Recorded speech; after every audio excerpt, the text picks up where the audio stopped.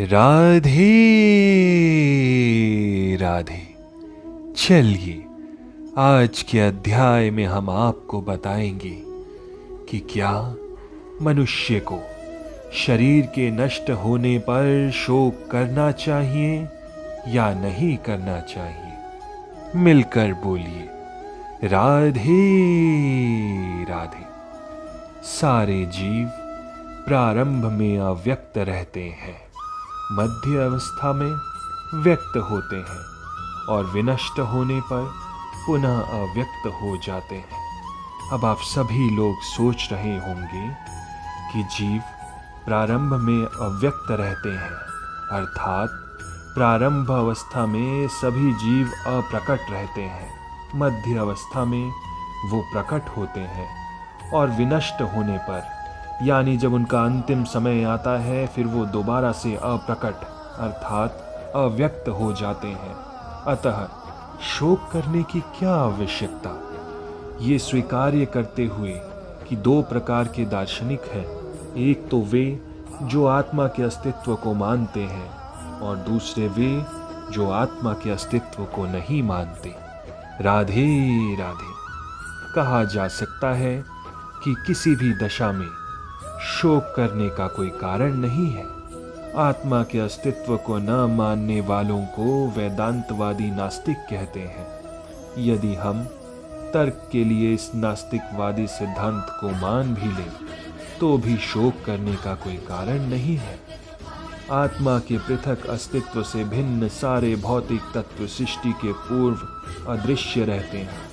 इस अदृश्य रहने की सूक्ष्म अवस्था से ही दृश्य अवस्था यानी मध्य अवस्था आती है। जिस प्रकार आकाश से वायु उत्पन्न होती है, वायु से अग्नि, अग्नि से जल और जल से पृथ्वी उत्पन्न होती है। राधे राधे। पृथ्वी से अनेक प्रकार के पदार्थ प्रकट होते हैं। यथा एक विशाल गगनचुंबी महल पृथ्वी से ही प्रकट है। जब इसे ध्वस्त कर दिया जाता है तो वो अदृश्य हो जाता है और अंततः परमाणु रूप में बना रहता है। शक्ति संरक्षण का नियम बना रहता है, किंतु कालक्रम से वस्तुएं प्रकट तथा अप्रकट होती रहती हैं। अंतर इतना ही है। अतः प्रकट होने या अप्रकट होने पर शोक का कोई कारण नहीं है। यहाँ तक कि अप्रकट अवस्था में भी वस्तुएं समाप्त नहीं होती। प्रारंभिक तथा अंतिम दोनों अवस्थाओं में ही सारे तत्व अप्रकट रहते हैं, केवल मध्य में वे प्रकट होते हैं और इस तरह इससे कोई वास्तविक अंतर नहीं पड़ता। यदि हम भगवद गीता के इस वैदिक निष्कर्ष को मानते हैं कि भौतिक शरीर कालक्रम में नाशवान है किंतु आत्मा तो शाश्वत है, तो हमें ये सदा स्मरण रखना होगा कि ये शरीर वस्त्र के समान है। अतः वस्त्र परिवर्तन होने पर शोक कैसा। शाश्वत आत्मा की तुलना में भौतिक शरीर का कोई यथार्थ अस्तित्व नहीं होता। ये स्वप्न के समान है। स्वप्न में हम आकाश में उड़ते हैं या राजा की भांति रथ पर आरूढ़ हो सकते हैं, किंतु जागने पर देखते हैं कि ना तो हम आकाश में हैं और ना ही रथ पर।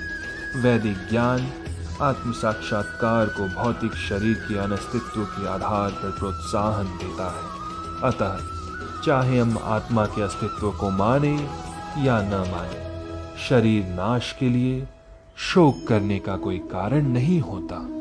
मिलकर बोलिए राधे राधे। राधे राधे।